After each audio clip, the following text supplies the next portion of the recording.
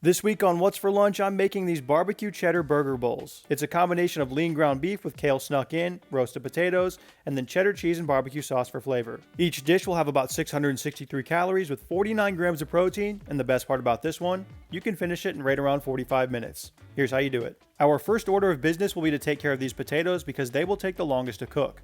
You'll need 2 pounds or 908 grams of russet potatoes. Give them a good scrub to wash all the dirt off the exterior, and then cut them into a large dice of about a ½ inch to 1 inch sized cubes. You can choose whatever shape you like for these. You can do fries, wedges. I just choose the dice because it's easiest to cut. Once you've made your way through all those potatoes, you can add them into a large bowl, and then drizzle in 1½ tablespoons or 22.5 grams of oil. I also added in a light sprinkling of salt, roughly 3 grams, and then I shook this around to distribute the oil and the salt across the potatoes. Next, I sprayed a sheet pan with a bit more oil just to prevent stickage, and I spread the potatoes out across the surface. It's important to note that the more space you give these potatoes on the sheet pan, the faster they will cook, so you don't want these to be too cramped. This sheet pan I'm using is too small, so I guess what I'm saying is don't follow my lead.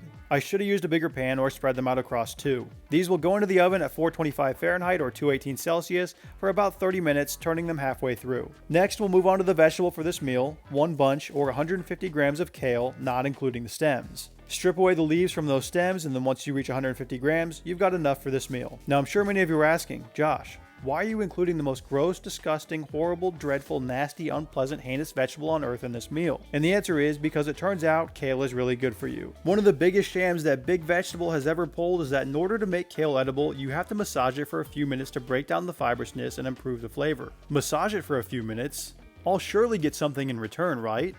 Oh, just slightly less bitterness and a marginally reduced annoying presence?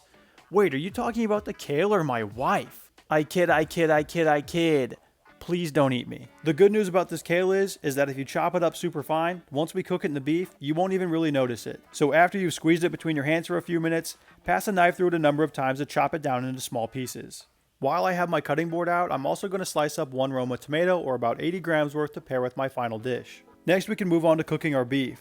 Heat a large skillet over medium-high heat and add in 1 tablespoon or 15 grams of oil.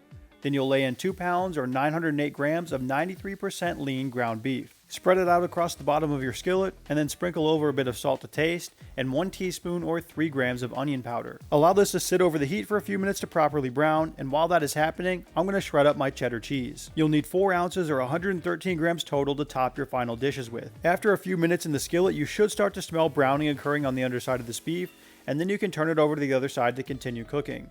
At this point, you can also start to chop it up into small pieces. We'll let this continue to cook until it's about 90% of the way finished before adding in the kale. While I'm waiting though, I might as well make good use of my time, and I portioned out the barbecue sauce into small ramekins. Each one gets about 2 tablespoons or 30 grams of barbecue sauce. At some point during this cooking process, it will be time to take your potatoes out of the oven and toss them around to get browning on all sides. I'm going to toss these back into the oven for an additional 15 to 20 minutes or until they reach the proper browning that I want. Then when your beef is almost cooked all the way through, you can create a well in the center of your pan and add a ½ tablespoon or 7.5 grams of oil, and then dump all of your kale into the center. If you're like me, when you look at this in the skillet, you're going to say to yourself, wow, that's a lot of kale. Did I just make a huge mistake? But don't worry because it's going to cook down to almost nothing. Sprinkle over a touch of salt and allow it to cook in this well for about a minute before mixing it into the beef. Then you can mix it all together and allow the beef to finish cooking and this kale to wilt down even farther. When your beef is done, you can pull the pan off the heat and set it aside until you're ready to plate. I ended up giving my potatoes one more toss around in the sheet pan and then back into the oven to finish up with their browning. Then a short time later, I was happy with the color they had developed, so these were ready to go, and it was now time to plate my meals. This recipe will yield you 5 servings, so lay out 5 of your meal prep containers and divide the ingredients evenly between the 5. One thing to note with this meal, if you can't find 93.7 ground beef in your store, feel free to use any other leanness of beef, or you can swap it for 93.7 ground turkey. The beef is just going to have more flavor.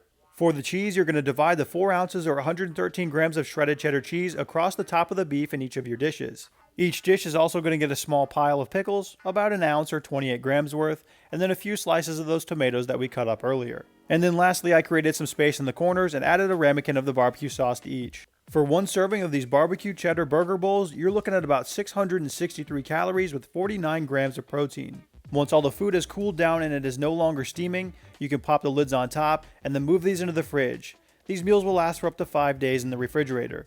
When it comes time to reheat, I just remove the ramekin of barbecue sauce and lay the pickles and tomatoes on the side and then microwave the beef and potatoes. If you want these potatoes to be crispy come mealtime, you'll need to use the air fryer to reheat them. The full written version of this recipe for how you can make these barbecue cheddar burger bowls is published on mealprepmanual.com, and there is a link to that recipe down below in the description. A recipe like this one is perfect for this time of the year.